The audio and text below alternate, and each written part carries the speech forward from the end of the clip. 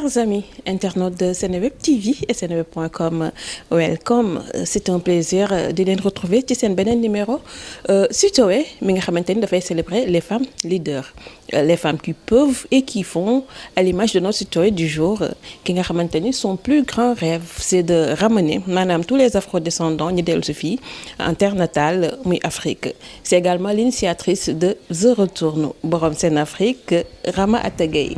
Bonjour, Ça va bien. plaisir partagé, mais remercier à l'initiative bi ak invitation bi ci Sitoé ton émission et di nuyu itam internet Seneweb yëpp. Plaisir est partagé. Sénégalais am na si ñu bëri xam nañ la tey boo doon présenté wu ñi nga xam ne jotuñu xam kan mooy Rama Atta Gueye. Alors Rama Atta bon déjà man li may njëkk wax mooy bon coach Rama Atta Gueye, je suis coach en communication leadership image là mun na xam ni bon yàlla dafa def ni que bon adolescence daa dem à l'étranger. def fa sama étude collège ak yooyu. Du coup bu ñu ñibbisee nag ñu am ay rêves. yu ñu partagé comme ni ko Mandela doon waxee. des rêves panafricains loolu lépp ci rêve lay commencer. après nga jug def ay actions. ñu nag mooy kooku mooy Rama Atta Gueye mooy ku na xam ni ci action la gën a nekk ci loolu la ñu defee Sen Afrique acteur de développement sur la scène africaine. ñu na xam ne mooy mouvement bu ñu yore association bi. mu def The Return parce que man je suis coach en communication leadership image. am benn programme bu tudd Vent émotionnel bu nga xam ne c'est basé sur la culture noire la psychologie émotive et le Coran. donc ñu koy jàngale déjà personnalité politique yu publique wu àddina bi. ne woon nag il faut que ñu sukkandiku itam suñu dëkk parce que fii la ñu am. bien sûr kooku mooy Rama Atta Gueye en fait. The Return mu nekk lan. The Return comme ni nga ko waxee rêve bu nga xam ne mooy ñëpp dellu si waat dellu si Cheikh Anta Diop li mu waxoon ak boole itam suñu penseurs yëpp daal. président Senghor. loolu ñooñu ñëpp ñoo indi The Return nag The Return moom liggéeyu ñëpp la foog naa. mooy dellu si. dellu si comme ni ñuy waxee soo demee te xamatoo fi nga jëm. da ngay dellu si fi nga jógee. dellu si bi nag yàlla def ni que itam mu nekk suñu moment Afrique. The Return yàlla def ni que suñu sol yeeg suñu sous-sol yi suñu géej yi suñu jeunesse bi nekk fi. mun a xam ni yàlla daf ñu reproduire aatal. pour que ñu defaraat suñu àddina fajaat yu ñu amoon yëpp moo indi le pansement psychologique bu ñuy def Gorée chaque année. nga ñëwoon fa déjà yow participer nga. bu nga xam ni dañuy fermer la porte du non-retour à Gorée avec notre ambassadeur le conservateur Éloi Coly ak maire de Gorée Augustin ak ñoom Lamine Gueye ñu fermer la porte du non-retour de la maison des esclaves. muy pansement psychologique ndax faj la. parce que man je suis coach en psychologie émotive donc le fait que ñu ñëw dellu si afrodescendants yi dellu si tëj buntu bi.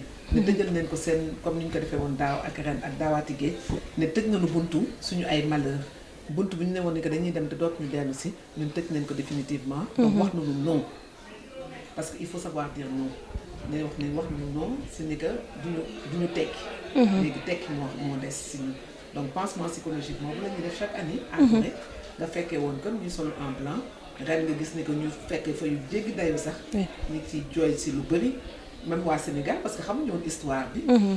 bi yoon nag waa Sénégal ñëw à 200 personnes wala 300 ñëwoon jàppale si afrodescendants yi ñu nekkoon à Gorée à plus de 400 personnes ñëw jàppale leen afrodescendants yi ñu tëj seen porte boobu nga gis ci sax ñu nga xam ne que ay waa Afrique lañu ñu ci doon daanu rab. waa Seneweb sax jël ngeen ci ay images. ñu nga xam ni dañu jóge ay Haïti jóge ay États-Unis pourtant bu ñu duggee Gorée daanoonu rab nga xam ni que kon fii la ñu jógee fii la ñu sosoo woon kon dellu si nañu.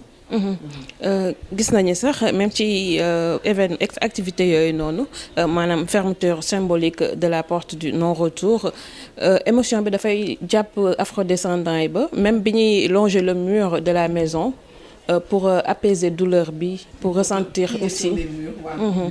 parce que ñoom nee nañu ni dañuy dégg ay voix suñu duggee que mur day waxanteeg ñoom. voilà kenn ki sax dafa toog di yuuxu ne mi ngi nit ñu ngi waxanteeg moom. ñu ngi waxanteeg moom. donc ñoom dañu demandé woon chaque année dañuy demandé balaa ñuy tëj bunt bi ñu ñaanal seen ay maam. ñi dee ci biir maison des esclaves du monde bi yëpp ñi préféré tëb ak ñu nga xam ne dem nañu nekk ay esclaves ba ñoom ñu nekk seen ay sët dellu si donc vraiment dafa nekk lu nga xam ni moment bu diis la si ñoom mais moment bu nga xam ne suñ ci génnee Ari Rosal mag démb rek mi ngi may woo moom moo doon fii su daaw bi yaa ngi woon ak ñun Fatima dafa ma ni mu ne ma déjà livre bu mujjoon bind bu ñu publié woon noonu il n'est jamais trop tard pour naître bi daf ci cité woon The Return cité woon ñu ci Sénégal ne moo changé vraiment àddina woon ren il y a 2 jours démb pardon il y a pas 2 jours 24 heures mu woowaat ma ne maa ngi nii génne naa sama livre bi bu bees bi te on vous cite beaucoup dessus donc il faut que ma yónnee ko waa Sénégal ngeen lire ko parce que cité naa si parce que dafa changé seen àddina ñoom ñëpp suñu ñëwee dañ lay démb rek maa ngi malheureusement on n'a pas la peinture mais su ma amoon peinture bi su ma kenn mënoon jox peinture bi ci biir affaire bi dinaa leen ko wan mu xam ni que peinture bu nga xam ne benn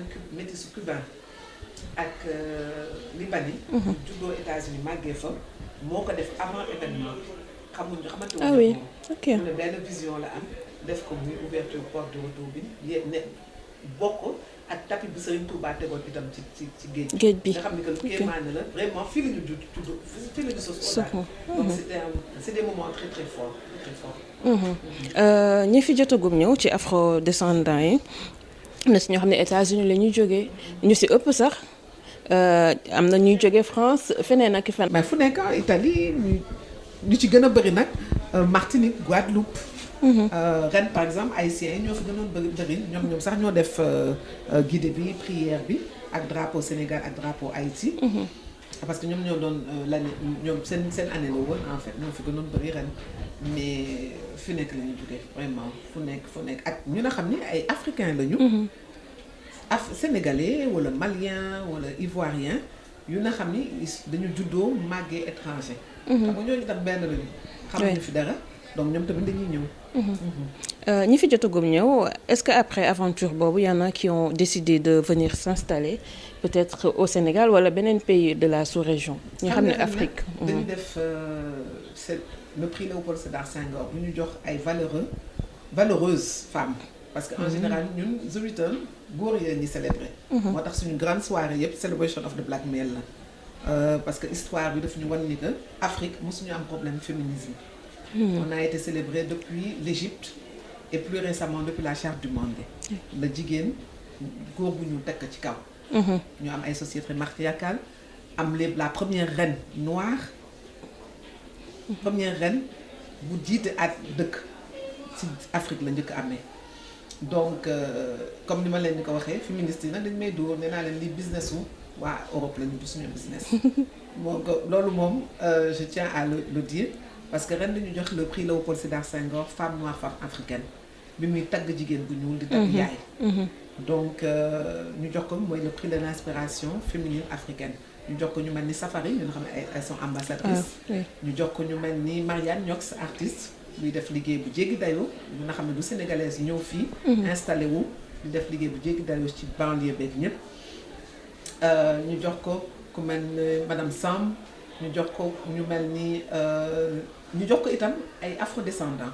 yu nga xam ne nag dëgg xam du dañ leen xam moo tax ñu jox leen ko. ku mel ni Carmela Chaco xamuñu ko dafa ñëw pour ñibbisi. bi mu ñëwee pour ñibbisi ñu am nañ ci ñu bari ñu nga xam ne dañu ñëw pour ñibbisi. toog 12 Return pour ñëw pèlerin ñibbi. non dañu ñëw pour ñibbi si toog. on en a beaucoup yu nga xam ne ils sont maintenant au Sénégal ñu ñëw dëkk si barrage linguistique ou pas. dañuy jël ay cours de wolof gis ngeen ko ci musée de civilisation noire. muy làkk olof dañuy préparer wu à l'avance sur internet. ñu jël seen ay cours wolof. moo tax c'est pour dire. à l'État du Sénégal que la langue lañu doon wax ni que anglais bi dafa nekkoon blocage amatul blocage boobu ñoom dañu jël seen ay cours avant.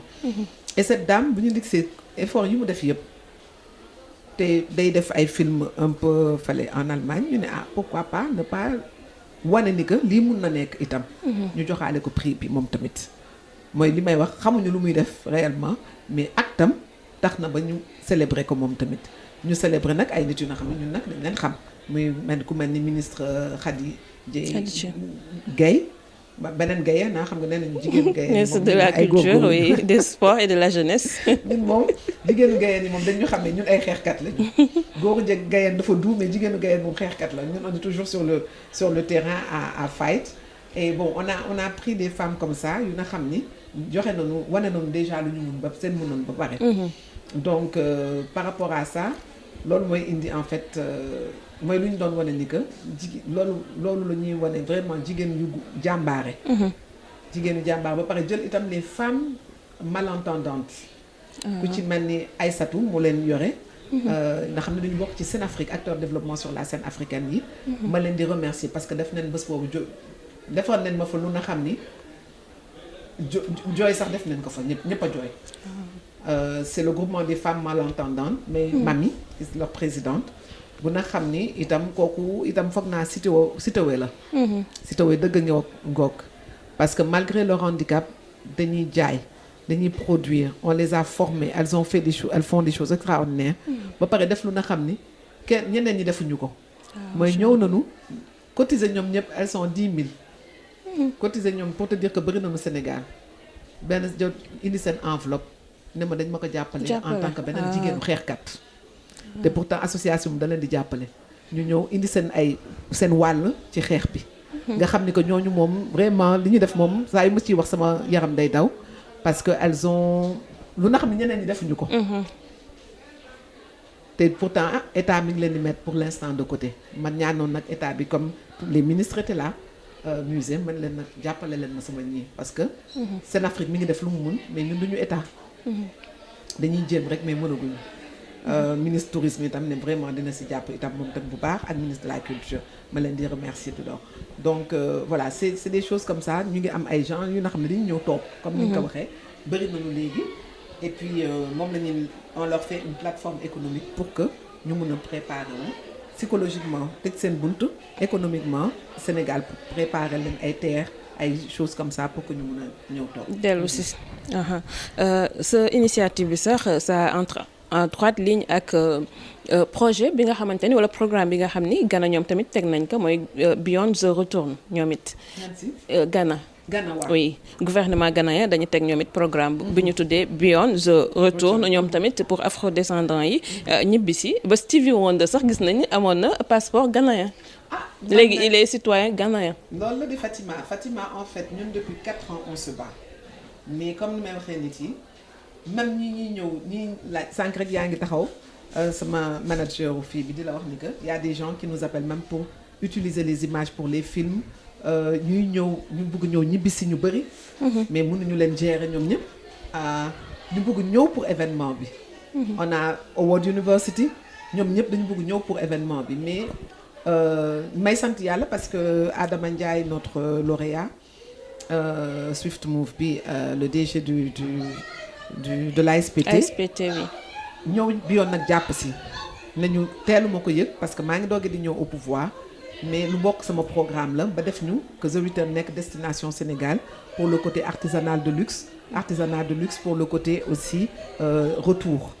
Et man ñëw nag indi ñu sous son staff ñu jàppale ñu au niveau du protocole parce que dafa ma ne lan moo la manqué ma ni ko amuñu protocole bu ñuy état bi jàpp si comme ni Ghana def.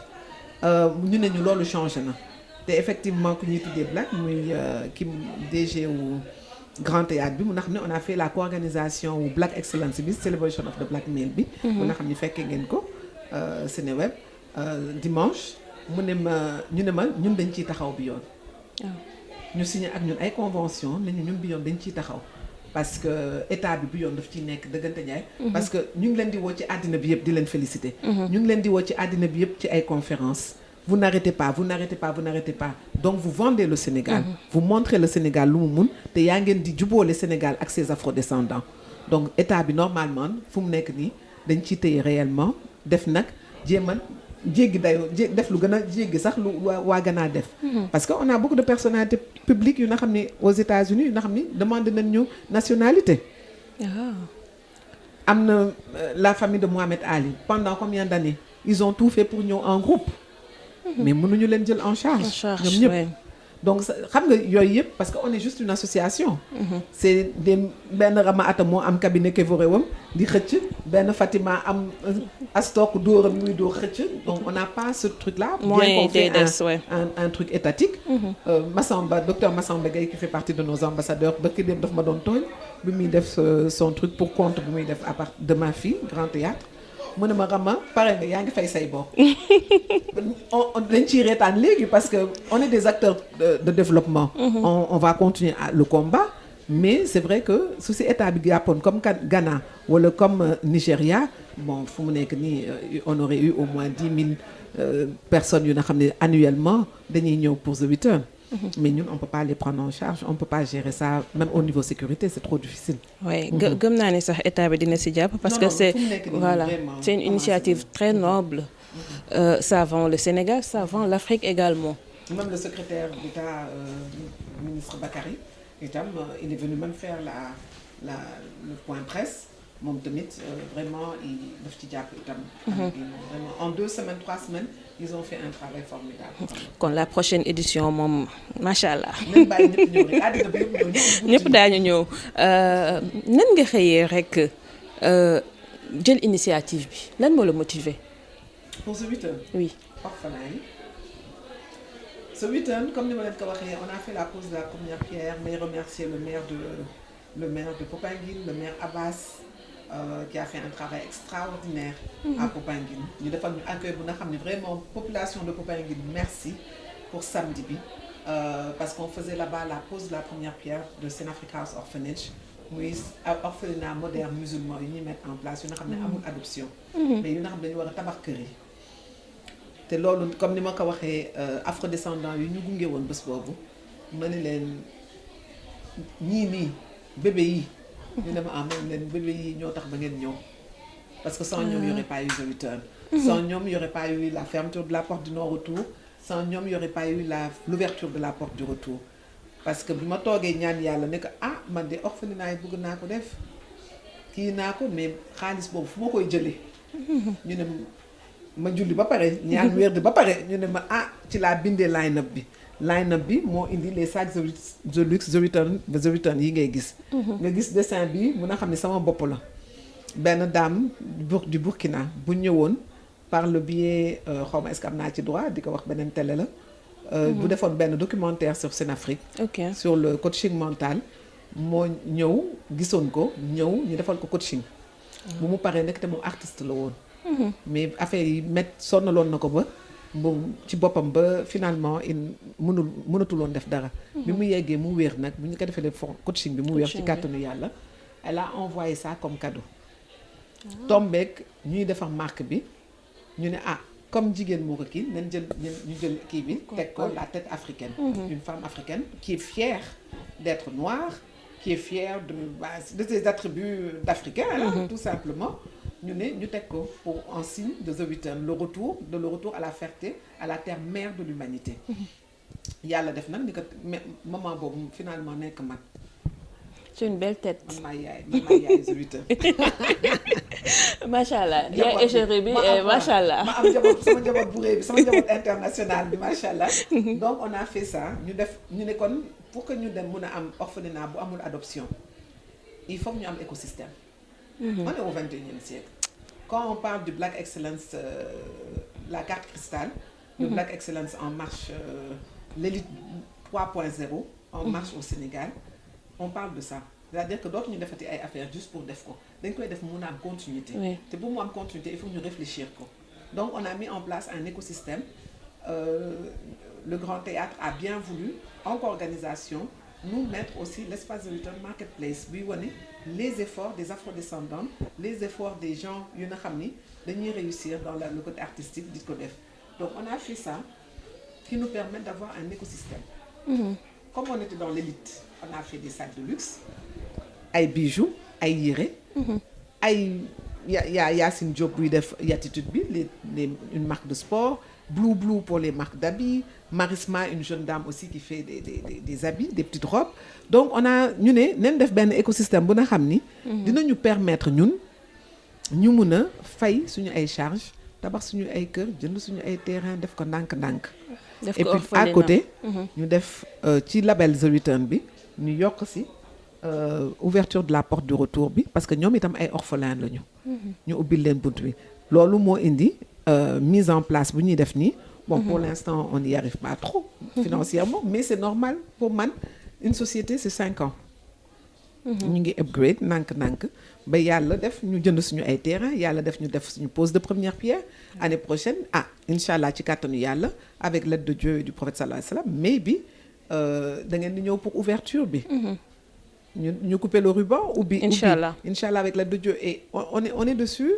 Et itam c'est une façon de montrer aux plus jeunes que loo gis rek temps la loo gis liggéey la loo gis effort la loo gis sacrifice la ku la ñëw ne ni que jékki-jékki naa rek nekk te raconter ko na lépp processus la da ngay nangu li ministre Guirassy doon wax mu ne ma tu as un programme leadership africain man j'ai un programme qui s'appelle le talibéship mais nee naa ko c'est l'union des deux qui fait la réussite du peuple noir parce que talibéship boobu mooy sacrifice bi ngay def pour yegg leadership bi mooy beneen côté bi suñ ko croiser ñoom ñaar mais réussite rek mën a nekk ensemble donc par la grâce de Dieu inchallah. Le bilan de ces 3 éditions too ci tool bilan boo doon def man de vraiment je sais pas su dee xool nga sama Facebook sama réseau yi démb j'ai remercié Dieu parce que Dieu m'a donné une équipe yal na bu ñu cat dugg bu na xam ni ils se sont battus muy ñoom Jerry muy ñoom Asta Yacine Liv Souleymane je vais mettre aussi quelqu'un comme Pape Diakhaté quelqu'un comme Serigne Fall le DG du Grand Théâtre ñoom Bakary ñoom ñëpp Monsieur Adama Ndiaye on nous a donné une équipe ñoom Mohamed ñoom Hassan Ndaw on nous a donné yàlla indil na ma benn équipe bu na xam ni macha allah barakalakulaaka ils ont été extraordinaires. Et au fil du temps dañu gën a di performe ba pare def ko ak xol. parce que ñoom mère Abbas parce que ñoom en fait finalement orphelinat bi moo tax ñuy xeex. dafa am lu leen leer ay combat moo tax ñuy xeex en fait te ku na xam ne dafa am passion am objectif am cause bu muy xeex kooku du xaalis moo ko fa téye parce que ñi xaalis téye woon fii yëpp mun naa la wax ni que dem nañu ndax fii xaalis amu fi suñu paree dara dootul desati ci compte yi on fait du black excellence on fait du high level mais je peux te dire que on met des centaines de millions sur le programme mais lu na xam ne suñu poche lañ koy jëlee kon kooku su ko gëmulee ku ko gëmul mënoo ko def donc on a des soldats je peux dire que c'est des soldats que Dieu m'a envoyés et soldats wu yàlla moom kenn mënu ko téye et comme je leur dis du ñu jëli xaalis bu baaxul tout simplement parce que on a quand même la banque de Dieu parce que foo soxla banque de Dieu bi mi ngi fi donc on remercie j'ai dit vraiment merci Allah parce que ñaanuñu sàccuñu liggéey neen ko te il nous a amené une réussite bu na xam ni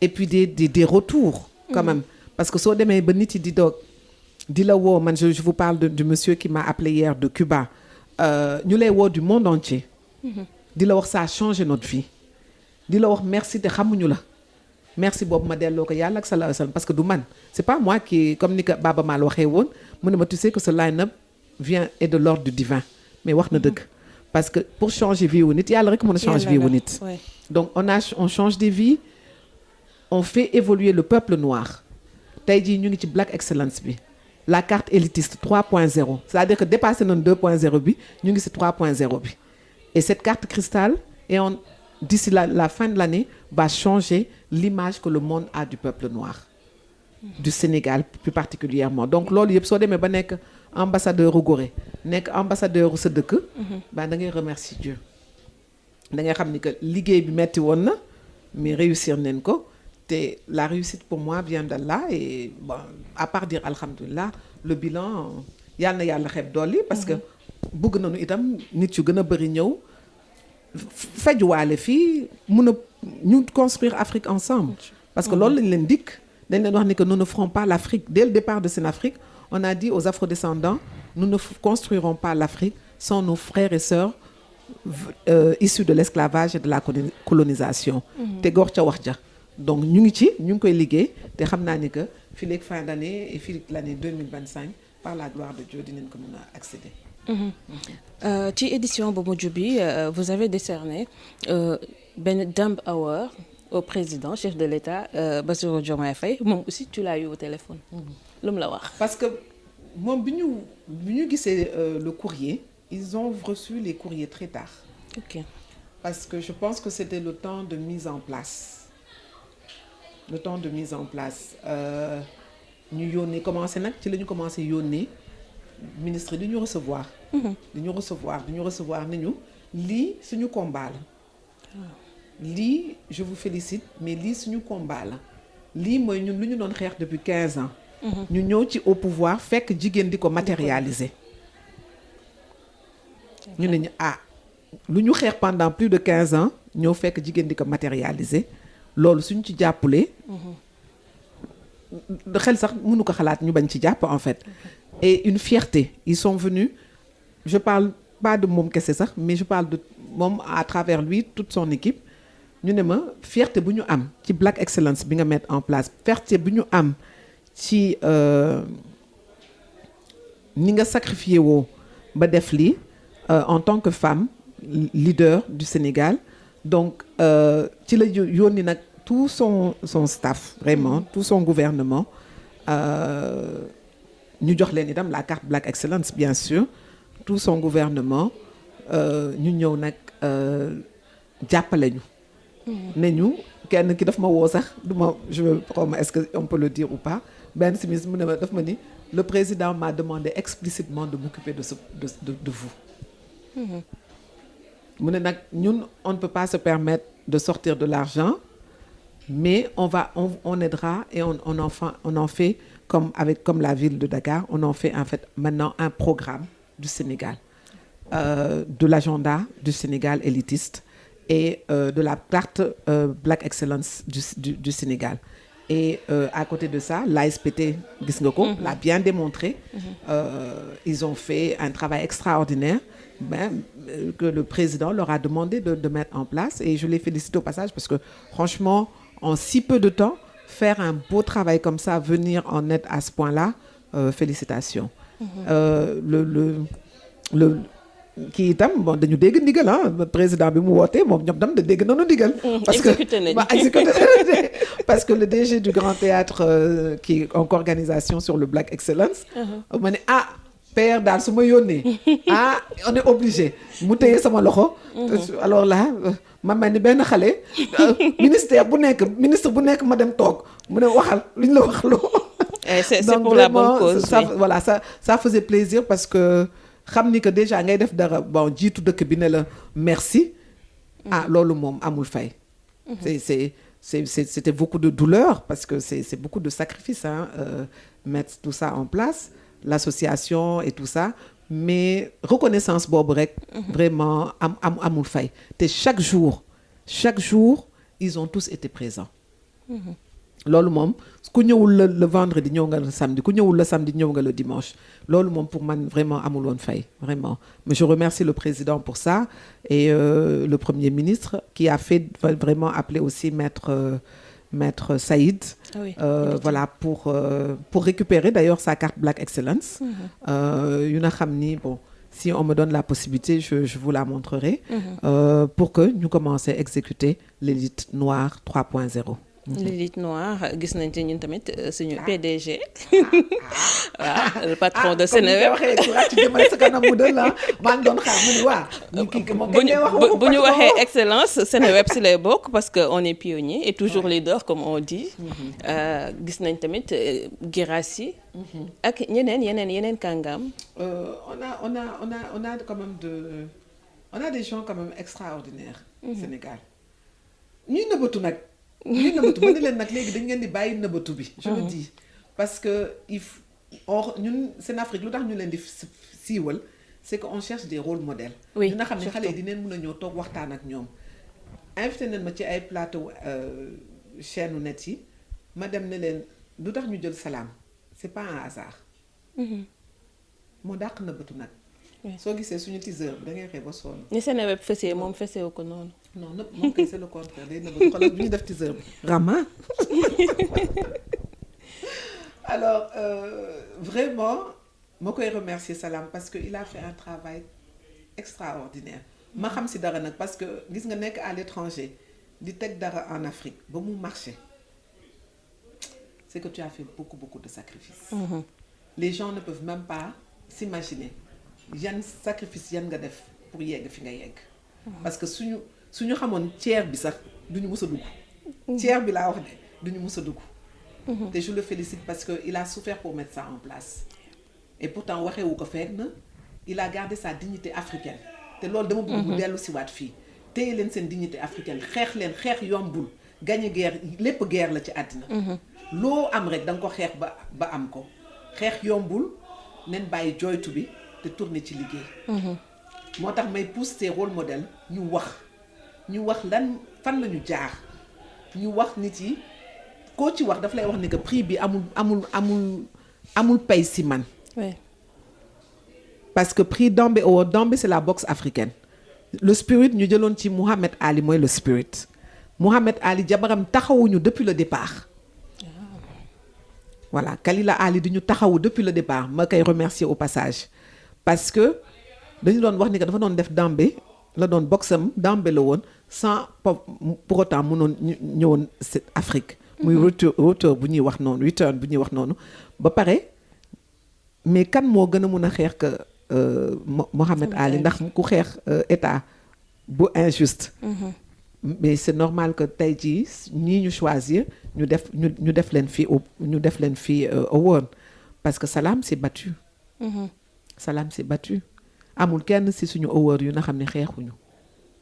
amul kenn ci suñu award yi yu na xam ni c'est pas des gens qui ont combattu. ñoom ñëpp combat moo leen indi fu ñu nekk. et parce que tenir la batte depuis 99 ba 2024 c'est pas évident. ah oui. ah mais j'en sais quelque chose. c'est pas je donné. suis présidente d'une association je peux te dire que des fois su ma amul woon mbooloo ci ginnaaw damay bàyyi. soo amul njàmbaarte doo toog. non c'est trop dur. c'est trop dur et je le dis j'ai pas honte de le dire ni Wally Seck doon wax première fois bu ñu defee lancement au Sénafrique bi au Grand Théâtre mu ne yenn yi wax ko c'est pas wanewu c'est dooleel yeneen xale yi. ñu nekk ñu la gën a ndaw pour que ñu xam ni que lii xeex moo la fi indi. ku la wax ni que xeexul mu ngi lay raconter n'importe quoi c'est pas vrai.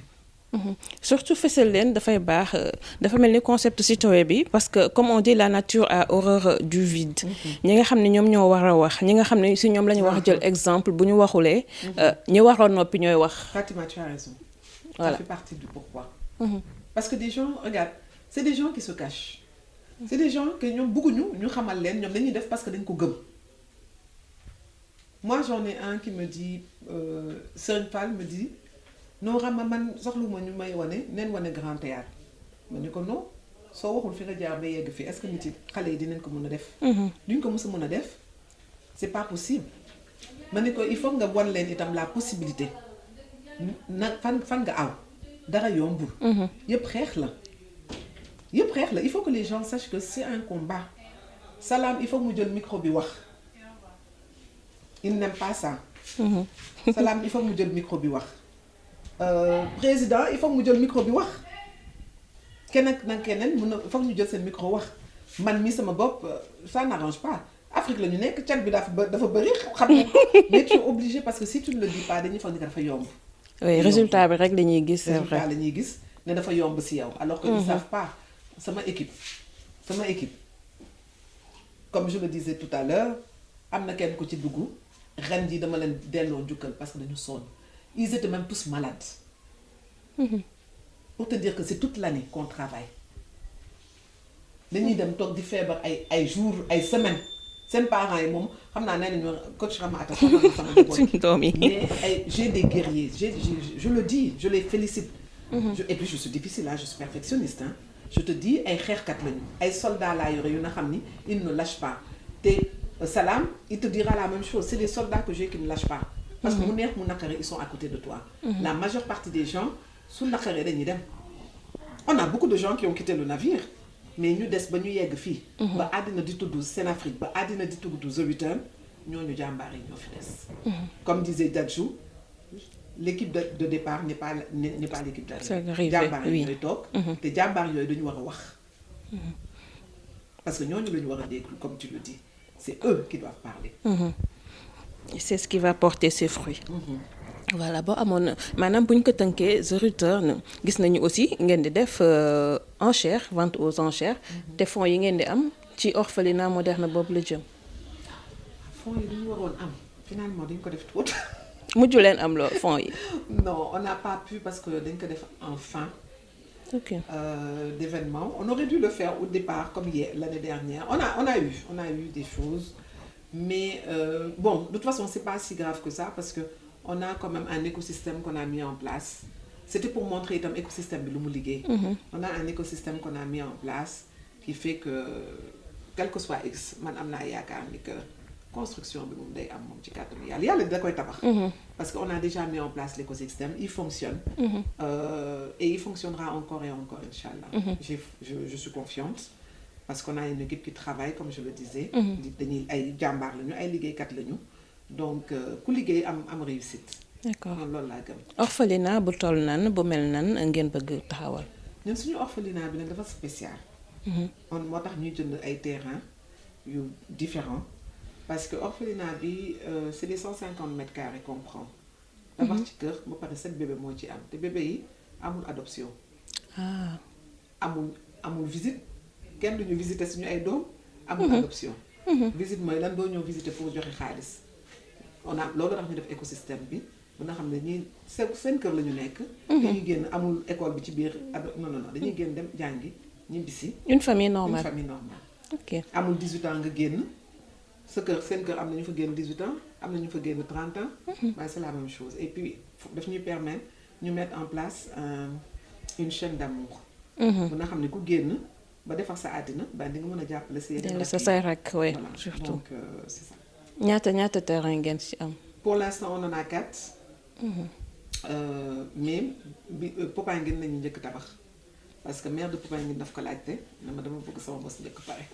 macha maire Abbas moom daf ko xeex. Et vraiment, merci encore à toute la ville de Popenguine. Vraiment, de nous faire l'accueil pour nous. Vraiment,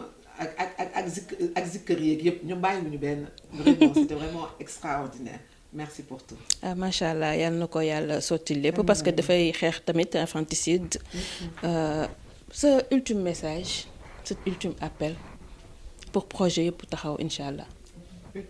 Le dernier message que j'ai pour vous, c'est comme nous l'avons dit, le monde est public de notre réussite. Moi, c'est le thème de l'année. Et de mon bougon, Sénégalais, à l'image du président Bassirou Diomaye Faye, bi am Dambe Award bi. Ñom tamit ñu liggéey ba am mëna am ñom tamit ñep Dambe Award bi. L'excellence noire est au rendez-vous. La carte cristal est là. Le Black Excellence est définitivement en marche ici au Sénégal. L'élite 3.0, l'élite sénégalaise 3.0 yegsi na naissance bi jot na nañ ko liggéey ñun ñëpp xale yi ngeen xam ne que loolu lañ fi nekk fu mu nekk nii élitisme la ñu wax Afrique dafa war a yéeg Sénégal ñu tabaxal ko suñu bopp. On est prêt lépp a ngi fi vous avez l'intelligence vous avez les parents pour et yàlla tegal nañu yëpp pour que ñu nekk ko. Donc, il faut que Black Excellence, l'élite sénégalaise 3.0 en marche. Voilà, machallah. Dañ lay féliciter waat parce que ci leader africain yi nga bokk ñu jaaraale fa ñun tamit tàggu suñu internautes yi ba beneen émission Sitoé ak beneen ren Sitoé